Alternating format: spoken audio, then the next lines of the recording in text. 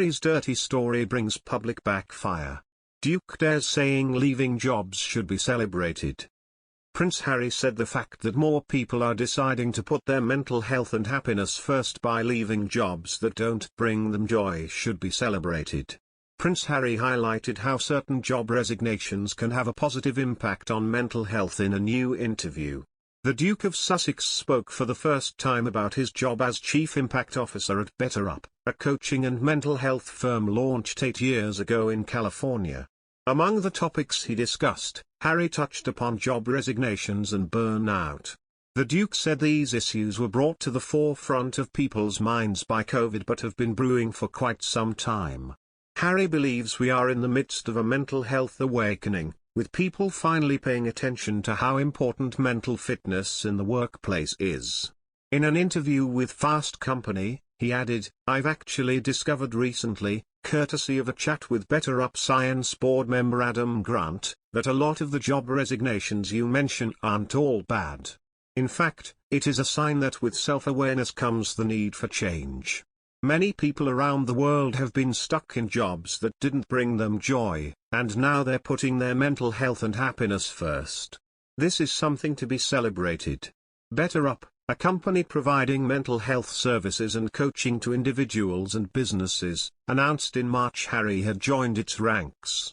The Duke, who has been an advocate for mental well-being for years and has opened up about his own struggles in the past, has a wide-ranging role as Chief Impact Officer, with his duties including public advocacy when it comes to mental health, philanthropy, product strategy and advising the company how to deploy capital raised through its commitment to Pledge 1%, an initiative that encourages companies to donate 1% of staff time, profit or equity to charity.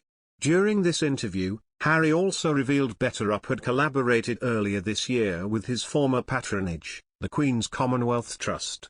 The Duke and Duchess of Sussex were appointed in 2019 as President and Vice President of this organisation, which supports young leaders across the Commonwealth. They relinquished their roles in February after they communicated to Her Majesty they did not intend to resume their full-time roles as senior members of the firm. It is not clear whether this collaboration with BetterUp took place before or after Harry and Meghan stepped down. Speaking about the partnership with the Queen's Commonwealth Trust, Harry said, "In the spirit of creating real and lasting impact, BetterUp will continue to focus on proactively building mental fitness into various communities in the areas of education and employability training, to name two.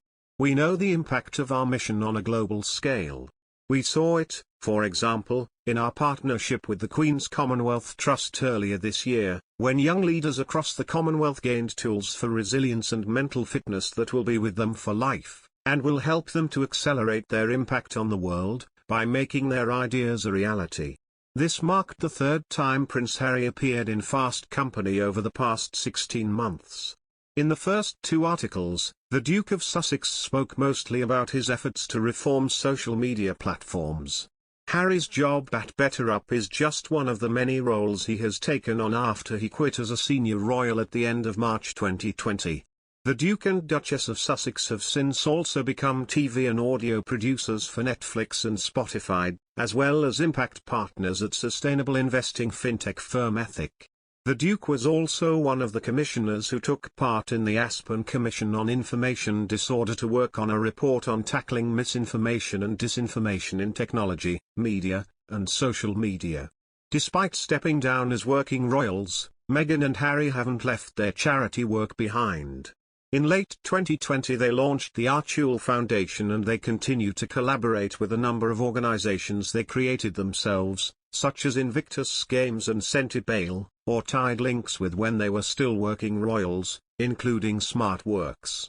Meanwhile, the Queen chose to display a large photo of the Cambridge family, including Prince William, Kate Middleton, Prince George, Princess Charlotte, and Prince Louis.